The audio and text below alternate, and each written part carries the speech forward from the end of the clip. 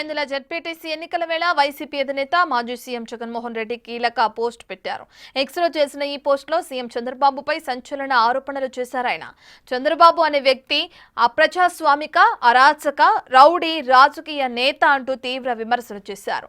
Pulivendula, Vontimitta ZPTC స్థానాల ఉప ఎన్నికల్లో ప్రజాస్వామ్యానికి పాత్ర వేస్తూ చంద్రబాబు చేస్తున్న నిస్సిగ్గు, బరితెగింపు రాజకీయాలే దీనికి సాక్ష్యాలన్నారు.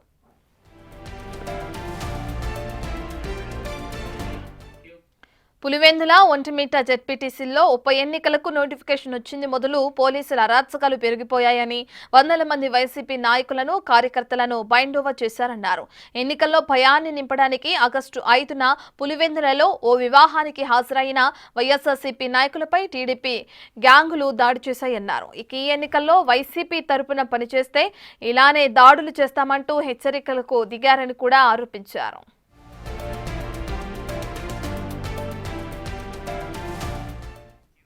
ఆగస్టు 6న ఎన్నికల ప్రచారంలో పాల్గొంటున్న బీసీ యాదవ సామాజిక వర్గానికి చెందిన వైసీపీ ఎమ్మెల్సీ రమేష్ యాదవ్, వేల్పుల రామలింగారెడ్డిలను హత్య చేయడమే లక్ష్యంగా నల్లగొండవారిపల్లె వద్ద వారు ప్రయాణిస్తున్న కారుపై దాడి చేశారన్నారు. తప్పు చేసిన వారిని అరెస్టు చేయాల్సింది పోయి ఆగస్టు 6 మధ్యాహ్నం 3:30 వైసీపీ నాయకులపై తప్పుడు కేసు పెట్టారన్నారు. ఎమ్మెల్సీ రమేష్ యాదవ్, వేల్పుల రామలింగారెడ్డిపై దాడి చేసిన వారిలో ఒక్కరిని కూడా పోలీసులు అరెస్టు చేయకపోగా జరిగిన ఘటనను జరగనట్టుగా ఒక తప్పుడు ఫిర్యాదును సృష్టించి దాని ఆధారంగా బాధితుడైన వేల్పుల రాము సహా మరొక 50 మంది నిందితులుగా పేర్కొంటూ ఎస్సీ/ఎస్టీ హత్యాయత్నం కేసు పెట్టారన్నారు జగన్.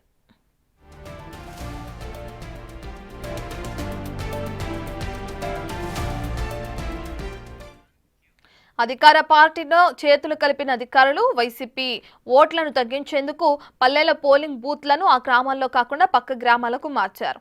ఓటు వేయాలంటే 2 గ్రామాల ప్రజలు 2 కిలోమీటర్లు, మరో 2 గ్రామాల ప్రజలు 4 కిలోమీటర్ల దూరం వెళ్లాల్సి ఉంటుంది.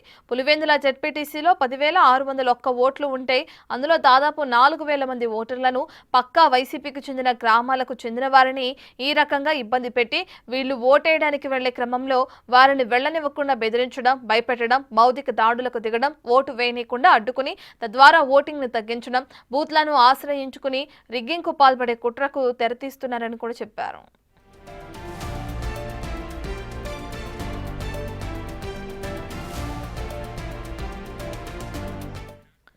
అసలు ఇవి ప్రజాస్వామ్య ఎన్నికలని చెప్పుకునేందుకు సిగ్గుపడాలన్నారు జగన్. అయినా దేవుడి మీద నమ్మకం ఉందని, ప్రజల మీద నమ్మకం ఉందని, ఇక అంతిమంగా ధర్మమే గెలుస్తుందంటూ పోస్టు పెట్టారు జగన్.